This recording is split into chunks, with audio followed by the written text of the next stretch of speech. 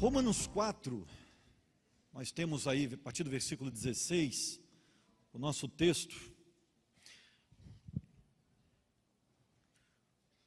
A Bíblia diz o seguinte: porquanto procede da fé o ser herdeiro, para que seja segundo a graça, a fim de que a promessa seja firme a toda a descendência, não somente a que é da lei, mas também a que é da fé que teve Abraão, o qual é pai de todos nós, como está escrito: pai de muitas nações te constituí. Perante aquele no qual creu, a saber, Deus, que vivifica os mortos e chama as coisas que não são como se já fossem, o qual em esperança creu contra a esperança, para que se tornasse pai de muitas nações, conforme o que lhe fora dito: assim será a tua descendência. E sem se enfraquecer na fé, considerou o seu próprio corpo já amortecido, pois tinha quase 100 anos, e o amortecimento do ventre de Sara. Contudo, à vista da promessa de Deus, não vacilou por incredulidade, antes foi fortalecido na fé, dando glória a Deus, e estando certíssimo de que o que Deus tinha prometido também era poderoso para o fazer, pelo que também isso lhe foi imputado como justiça. Ora, não é só por causa dele que está escrito que lhe foi imputado, mas também por causa de nós, a quem lhe há de ser imputado, a nós, os que cremos naquele que dos mortos ressuscitou, a Jesus nosso Senhor, o qual foi entregue por causa das nossas transgressões e ressuscitado para a nossa justificação. Amém, queridos?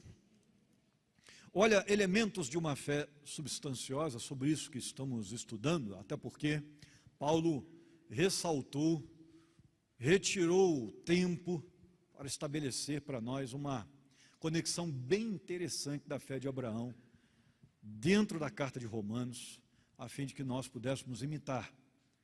Então a fé de Abraão é para nós um exemplo, e foi isso que Paulo intentou quando escreveu sobre a fé. E nós estamos aprendendo bastante sobre essa fé de Abraão, porque a fé de Abraão é uma fé que foi uma fé que superou as gerações, que superou o tempo, porque mesmo diante de todas as dificuldades que Abraão enfrentou, ele esperou convicto aquilo que Deus iria lhe promover. E, inclusive, até mesmo depois da sua morte, ele continuou crendo que após a sua morte, Deus iria fazer o que tinha prometido.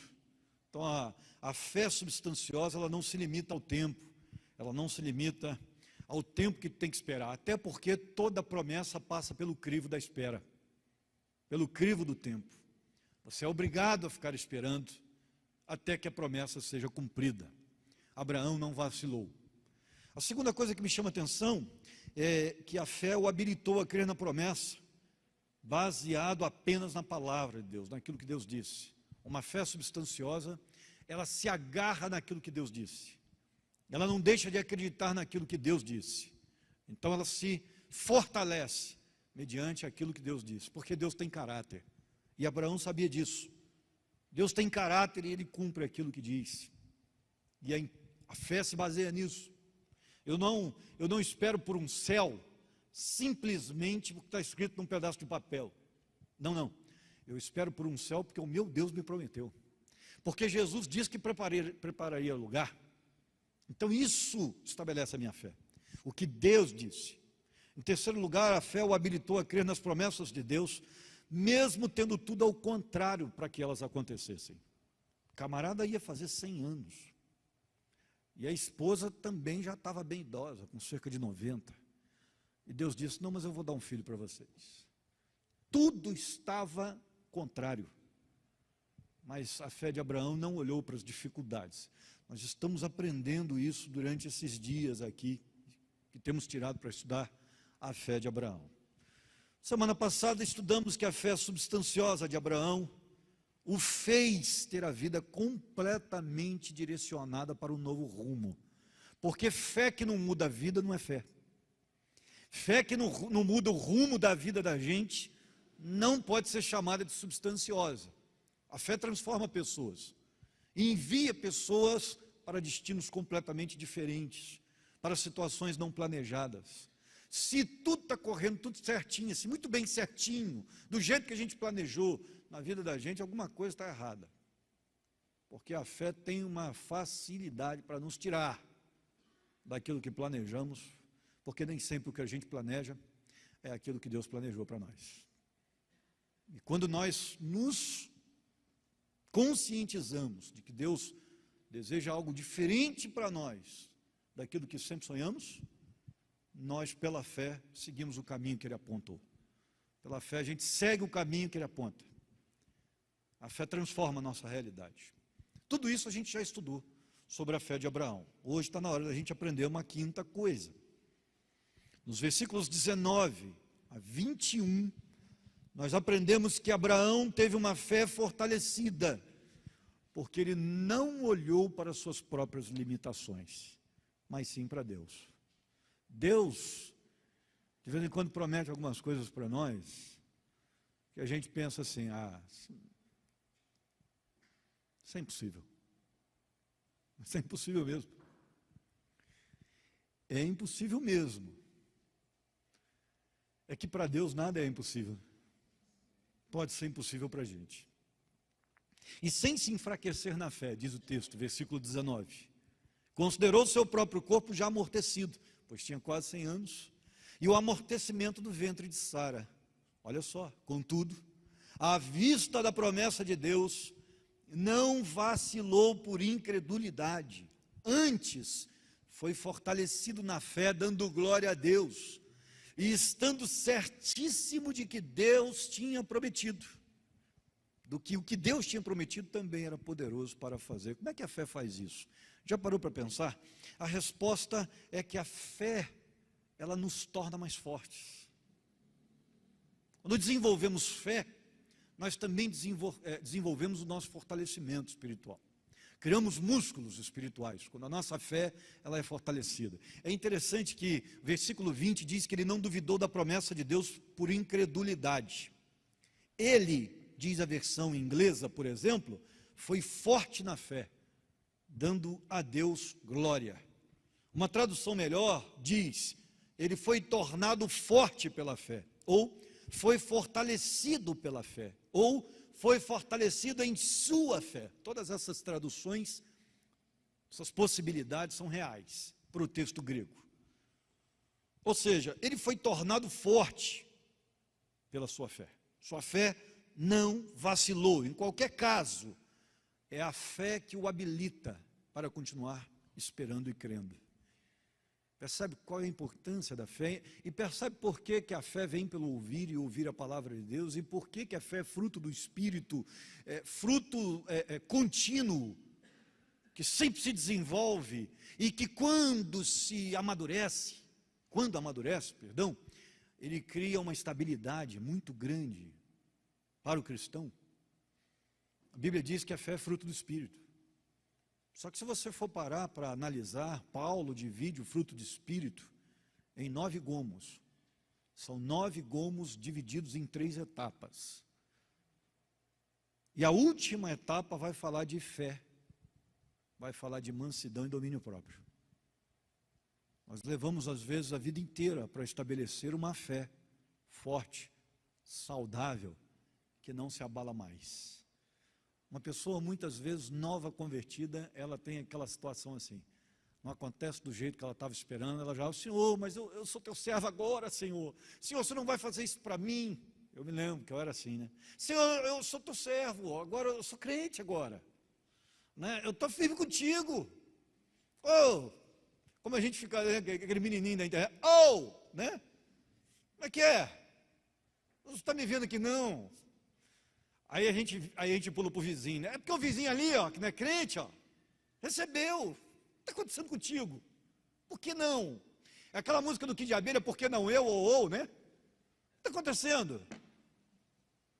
E a gente fica nessa crise. Mas isso é muito normal, é o novo convertido. O novo convertido ainda está ganhando essa robustez. Ainda não tem. E com o tempo ele vai amadurecendo. Aí ele para de reclamar. E com o tempo ele já não para somente de reclamar, mas ele começa a entender que se Deus está fazendo, é porque é o melhor, mesmo que nós não consigamos compreender. A fé vai se estabelecendo. E mesmo que não seja o melhor, que fique claro que não é o melhor, porque às vezes algumas coisas acontecem conosco que nós temos certeza que Deus não está aprovando. E nós temos certeza que não foi Deus quem fez. E aí, o maduro na fé, ele começa a pensar assim: onde foi que erramos? O que fizemos para que a situação chegasse a esse ponto? Senhor, o que eu preciso aprender? Porque não é de Deus, por exemplo, que um casamento esteja em pedaços. Então a gente nunca pode dizer, Deus está fazendo isso. Não, não. Onde eu estou errando? O maduro pensa. Porque não é Deus quem está fazendo. Onde nós estamos errando para chegar nesse ponto todo? Ok? Ah, meu filho está se perdendo. Não é vontade de Deus que seu filho se perca. Mas o maduro não pensa, Deus, por que o Senhor está fazendo isso comigo? Não. Senhor, o que eu preciso fazer agora para conseguir resgatar a tempo meu filho? O que foi que eu não fiz, o que foi que eu não vi? E outra coisa, preste atenção num detalhe importante. Tome muito cuidado para as análises da vida que você faz, onde as coisas não dependem apenas de Deus, mas sim das outras pessoas também. Porque não é que Deus não possa fazer sua esposa mudar, seu marido ser transformado. A pergunta é, será que ela deseja? Ele quer ser transformado? Porque Deus não usa pé de cabra em corações. Nossa doutrina batística é muito clara. O homem tem livre-arbítrio e Deus respeita o que Ele mesmo deu. Então, se o camarada quer chutar a porta da casa e ir embora, Deus não vai obrigá-lo a ficar. E aí, querido, não é Deus que está fazendo isso com você, não. É um outro ser humano. Se o seu marido é um insensível, se a sua esposa é brava, Deus, por que o senhor fez isso comigo? Não, não foi. Você que escolheu. E a pessoa que está decidindo continuar assim. Então, muito cuidado. A gente tinha marcado direitinho para a hora que eu falar chutar a porta e sair, mas o cara dormiu lá. A porta bateu atrasado, gente. Poxa vida. É porque tem um delayzinho, né? Chutar a porta e sair tinha que bater. Bateu depois.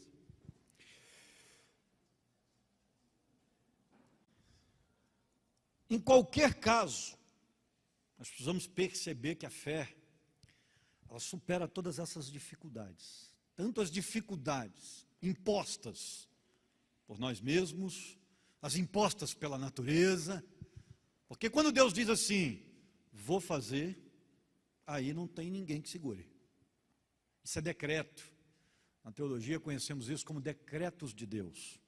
O que Deus decreta, Ele vai fazer. E não tem ninguém que possa impedir. Mas tem muita coisa na nossa vida que nós interpretamos como decreto e que não é decreto. É só teimosia humana. Então a gente tem que tomar cuidado com isso. Porque às vezes é o outro que está fazendo, você está achando que é Deus. Não é. Agora, aquilo que Deus decreta, aquilo que Deus diz que vai acontecer, você pode ficar tranquilo, porque não há nada que possa impedir. E nesse ponto, você precisa ter fé madura para esperar acontecer. Paulo trata disso de algumas formas. No versículo 19, ele vai dizer, e não enfraqueceu na fé, e nem atentou para o seu próprio corpo já amortecido, pois ele já tinha quase 100 anos e Sara 90. Como é que ele foi feito forte? Como é que ele foi fortalecido? Não é que ele foi liberto da condição de fraco. Não. Aqui também a tradução é importante. A versão inglesa é diferente. Ela vai dizer assim, não sendo fraco na fé, ele não considerou o seu próprio corpo. A palavrinha não está nas melhores cópias. Essa palavrinha não provavelmente não estava no texto original. A palavra é omitida na versão revista, por exemplo, na Almeida, que diz assim, ó, sem ser enfraquecido na fé, ele considerou o seu próprio corpo. Em outras versões vai dizer, ele não considerou o seu próprio corpo. A segunda tradução ele considerou o seu próprio corpo, é a mais provável. Está nas melhores traduções, assim. Ele considerou, ele levou em consideração que ele era velho e que não tinha mais condições de gerar um bebê, nem ele nem sua esposa. Ele levou isso em consideração. Só que Deus, isso inclusive é visto em Gênesis 17, né? A um homem de 100 anos há de nascer um filho, disse Abraão, e conceberá Sara na idade de 90 anos, olha só, ele levou em consideração. Só que ele levou mais em consideração ainda aquilo que Deus disse. Porque em muitos casos, querido, preste atenção no que eu vou dizer, porque é muito importante para essa nossa geração. O que a ciência diz não pode ser a última palavra. Em muitos casos. Não estou dizendo que nós somos um povo bitolado, que não acredita em nada, que... Não estou dizendo isso. Nós precisamos analisar as coisas com critério. Mas, enquanto Deus for Deus, a última palavra sai da boca dele, e não da ciência. Amém, meu irmão? Porque a ciência muda seus postulados toda semana. Mas o nosso Deus nunca mudou. A ciência fala de criação para criação e sobre criação. Deus fala como Criador. E ninguém sabe mais do que o Criador. Hoje em dia é muito comum, a ciência disse, contradisse a Bíblia. Eu não me preocupo com isso. Porque se você quiser permanecer com a fé em dia, você pode inclusive olhar para a ciência. A arqueologia é nossa melhor amiga. Cada pasada dos arqueólogos é um ponto para a Bíblia, nos últimos tempos. Tudo aquilo que a ciência duvidou um dia de ter existido, a arqueologia vem comprovando dia após dia. E você acha por que nos últimos anos os cientistas estão batendo em retirada para o cristianismo? Aliás, desculpe, para o teísmo.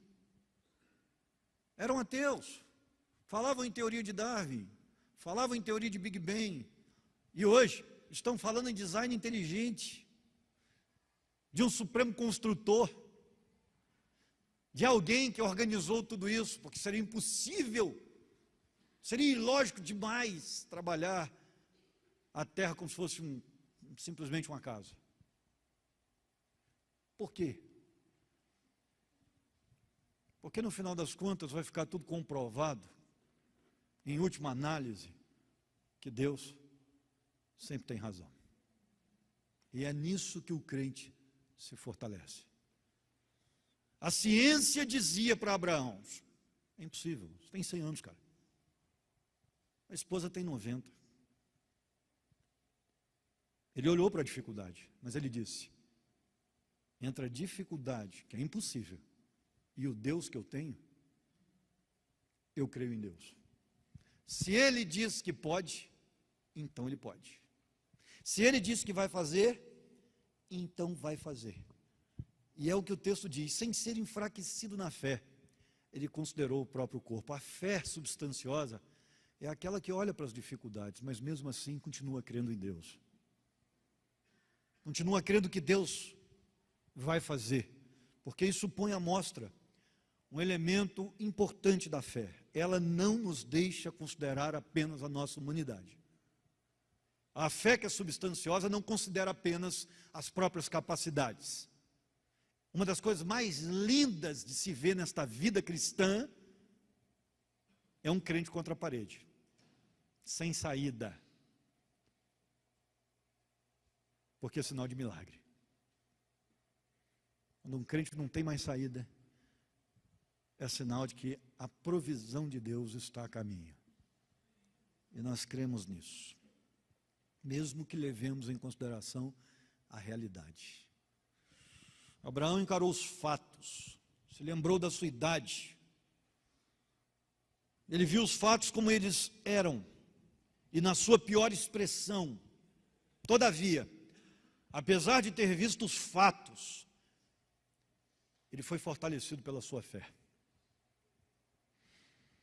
Por quê? Porque Abraão olhou para os fatos, mas ele não parou por aí. Ele olhou para o Deus que ele tinha também.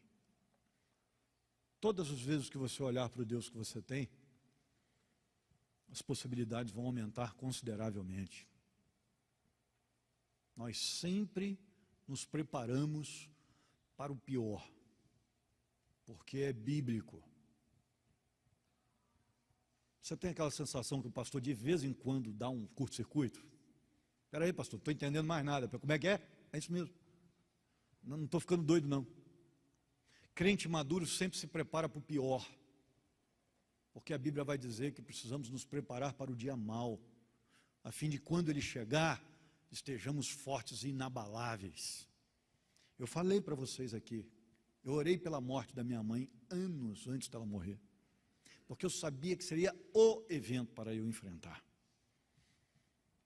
E quando a morte da minha mãe chegou, eu recebi uma paz que excedeu todo o entendimento, porque eu me preparei para o dia mau, para que eu pudesse estar de pé no dia mau. Passei rindo? Não passei rindo, passei chorando. Aliás, eu fiquei 2 meses chorando. Normal, a gente enfrenta as intempéries da vida, a gente suporta os abrasadores elementos que a vida nos traz, mas a gente não para aí. A gente continua olhando para o alto. Todas as vezes que somos acometidos por tragédias, nós precisamos olhar para além da tragédia. Todas as vezes que as tempestades nos trazem elementos catastróficos, nós precisamos olhar para além da tempestade. Como é que eu estarei depois dela? Eu preciso pensar nisso. Abraão olhou para além das suas limitações. Estou vendo, tenho 100 anos. Como se pensasse, não tenho condições de fazer um filho, já tem muito tempo. E minha esposa também não. Mas ele não parou aí. Nos preparamos para o pior, mas sempre olhamos, contemplamos pela fé e oramos pelo milagre. Sempre. Porque o cristão maduro se prepara para as duas coisas. E se tem promessa, você pode contar. A grande questão é se Deus prometeu mesmo. Eu tenho medo desse negócio de promessa. O cristão adora acreditar na promessa que ele quer receber. E aí, nos enterros da vida, a gente encontra gente assim, pastor, mas Deus prometeu. Se prometeu, tem alguma coisa errada. Como é que ele promete e não cumpre? Eu tenho medo desse negócio de promessa. De onde vem essa promessa? Foi o fulano que disse, cuidado. Deus falou comigo em oração, cuidado. Não foi audivelmente, não escreveu na parede, não. Não, você só entendeu, cuidado. Agora não, a promessa está na Bíblia. Homem, então você pode ficar tranquilo. Que é o que me tranquiliza, inclusive. Porque se a minha mãe for uma pessoa de fé mesmo, nós vamos nos encontrar. Nós vamos nos reencontrar um dia. Se eu também for uma pessoa de fé mesmo, nós vamos estar juntinhos lá. É promessa bíblica. Se eu não sentir, não. Porque o sentimento é perigoso, né? O coração é enganoso. Não. É promessa bíblica. Foi o próprio Deus que prometeu mesmo, que aqueles que crescem estariam juntos, seriam salvos, seriam ressurgidos.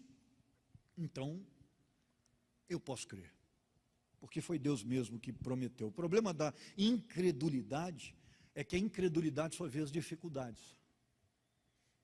Ela olha o ventre mortificado, ela olha para a impotência do idoso sexual, é disso mesmo que eu estou falando, foi o que Abraão considerou, e pensa assim, é impossível, não dá para crer numa possibilidade, 90 anos, 100 anos, não, um casal desse jeito não gera filho.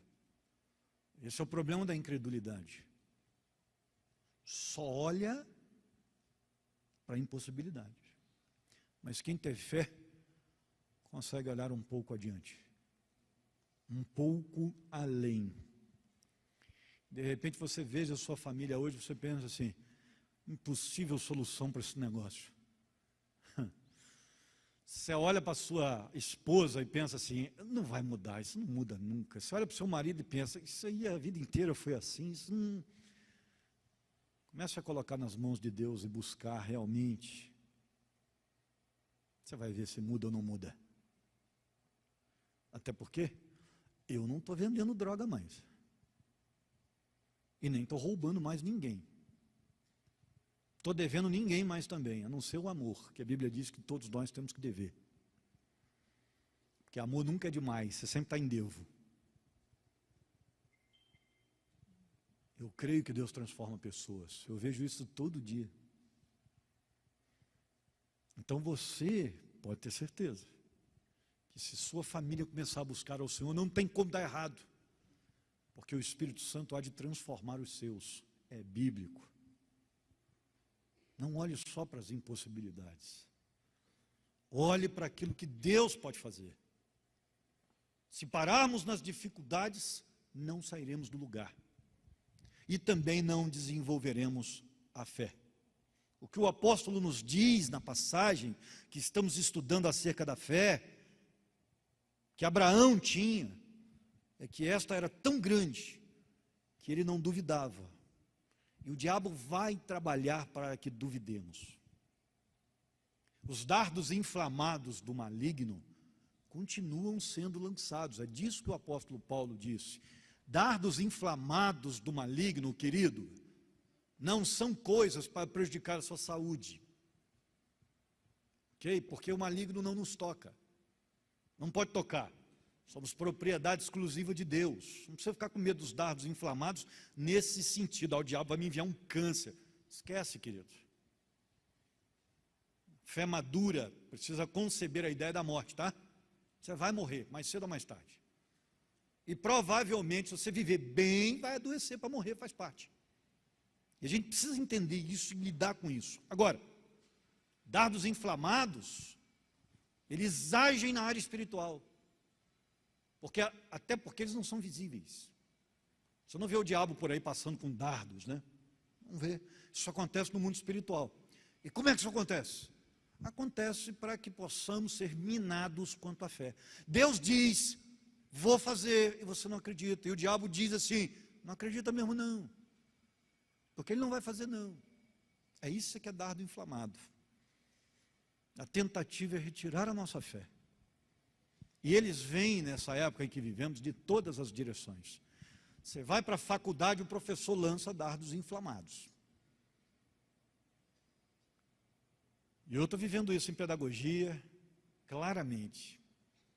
Um desdém para as coisas de Deus na pedagogia. Você sabia que o candomblé, a quimbanda e a umbanda estão sendo tratados agora como cultura brasileira? A pedagogia hoje está trabalhando isso já com os futuros professores, de que as religiões afro-brasileiras precisam ser ensinadas na escola como cultura brasileira. Faz parte da nossa cultura. E que toda expressão religiosa nada mais é do que um gosto natural e que todas as religiões precisam ser extremamente consideradas, respeitadas. Claro, tentativa, ela vem elaborada de uma maneira a que pensemos contra o preconceito. E quanto a isso, não tem discussão. Não temos que sair por aí preconceituosos mesmo. Nós temos que ter tranquilidade, trabalhar com a pessoa. E aí, você vai em qual igreja? Não, eu sou da Umbanda. Pô, legal, né? Deus te abençoe, fortaleça lá. A gente tem que ter essa tranquilidade de respeitar a religião do outro. Legal não a Umbanda, né? Legal que você comentou comigo, interessante isso. Que legal não é. Não no sentido legal de lei, né? Mas para a vida espiritual é catastrófico. A gente recebe gente aí, os gabinetes, oriunda desse tipo de religião. A gente vê o quanto que sofre. Mas, quer seguir esse caminho aí, você é livre para isso, não vou lhe tratar diferente por causa disso não. Esse postulado é importante, essa tratativa de respeito, de isonomia, isso é importante, esse sentimento igualitário, tratar o outro como outro, não como algo, isso é importante. Legal, 10 para a pedagogia nesse sentido. Agora, me dizer que isso vai ser ensinado para os filhos da gente, como cultura brasileira, simplesmente assim, não, querido, isso é religião. Isso é religião, que envolve práticas espirituais. Não dá. E é por isso que você vê hoje aí colégios, vai passar um filme para as crianças, tem bruxa, tem isso, tem aquilo, por quê? Porque é o princípio da isonomia. Tem que tratar todo mundo igual. Só que as religiões não são iguais. Não são todos os caminhos que levam para Deus, só um. E não tem como correr disso. E como é que a gente faz? A gente continua crendo naquilo que Deus disse. E aí não tem governo que faça a nossa cabeça. Porque, ultimamente, os governos estão com uma mania de colocar vírgula onde Deus coloca o ponto final. E isso me preocupa demais. E nós estamos inseridos aí nisso. Mas Jesus disse que seria assim, não reclama não. É profecia se cumprindo. Jesus disse que seria assim. Cada vez vai ficar mais difícil. E deixa eu dizer uma coisa, não há muita coisa que a gente possa fazer. Que, pastor? Tem não. A gente só pode orar muitas vezes para Deus nos aliviar o fardo. Por quê? Porque Deus decretou que seria assim. Vai acontecer. E nem a oração do crente faz não acontecer. Porque decreto é decreto. Nós seremos perseguidos de todas as nações no fim dos tempos. E a coisa está caminhando para lá. Como é que isso acontece? Acontece porque a gente vai numa onda diferente. A gente vai trabalhar num sistema completamente contrário. E seremos perseguidos por isso. Mas fique tranquilo, no Brasil ainda estamos de boa. Tá? Não precisa se desesperar não. Provavelmente a sua geração nem verá isso. Perseguido de todas as nações, vai demorar para acontecer. No Brasil até é popular ser crente. Né? De vez em quando eu sou chamado para eventos porque eu sou pastor. Recebi 3 cartas da maçonaria, uma atrás da outra, fazemos questão da sua presença, vem estar conosco, nossa celebração.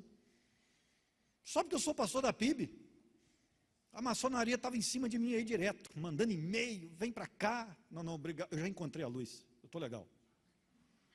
Esse negócio de que é aí que eu vou encontrar a luz, isso é furada. A luz já encontrei, não preciso mais não, minha lanterna é boa demais, dá conta. Eu fui até mal educado, viu gente, porque eu nem respondi, nenhum e-mail, aí cansaram, e nem vou responder. Muito cuidado, os dardos vêm de todos os lados, para minar e tirar a sua fé. Continue crendo no Senhor, se Ele disse, basta. Amém, meu irmão? Crente se robustece na fé assim, se Ele diz, o meu Deus disse, basta. Eu caminho por isso. Somos o povo da promessa de Deus. Somos o povo da promessa de Deus. Vamos caminhar debaixo dela. Vamos orar? Você está lutando com alguma coisa aí que você está esperando? Não vamos entrar no mérito se Deus prometeu ou não, porque cada caso precisaria ser analisado. Mas você está esperando por alguma coisa grandiosa de Deus? Queria convidar você para ficar em pé. Quero orar por isso. Quero pedir a Deus por isso. Se você hoje está angustiado com alguma coisa que não aconteceu ainda, e você espera muito que aconteça, você está com o coração apertado quanto a isso, e gostaria de colocar isso diante do Senhor. Senhor, estou esperando pelo teu mover, eu vou orar por isso agora, para que Deus cuide, trate, cure, restabeleça. Lembrando que, se tem mais gente envolvida, Deus não vai arrombar corações. Você precisa entender isso. Mas, vamos pedir a Deus para agir e falar aos corações inclusive naqueles que ainda não conseguiram ouvir.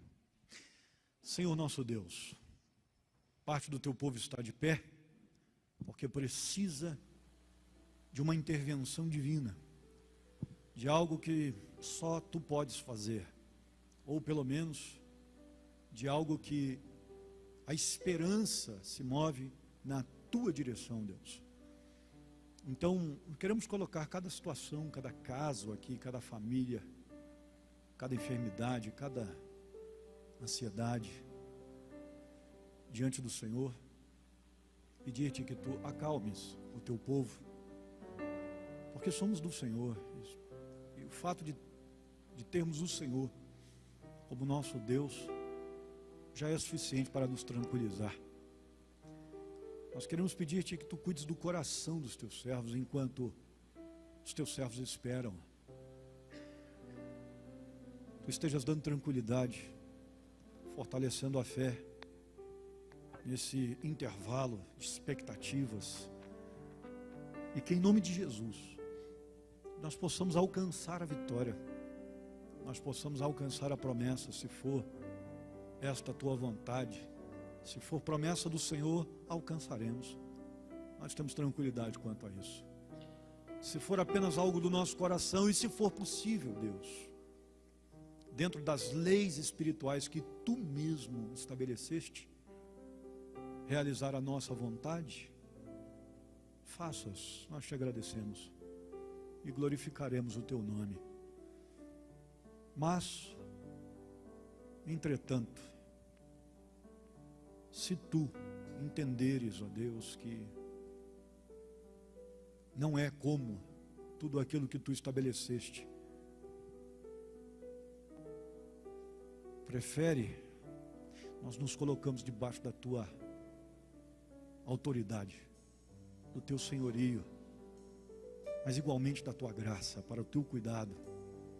Abençoes aqueles que esperam, ó Deus, e que nunca receberão. Que tu estejas dando forças, e que mesmo diante das dificuldades, os teus servos não recuem, que mantenham a fé em dia.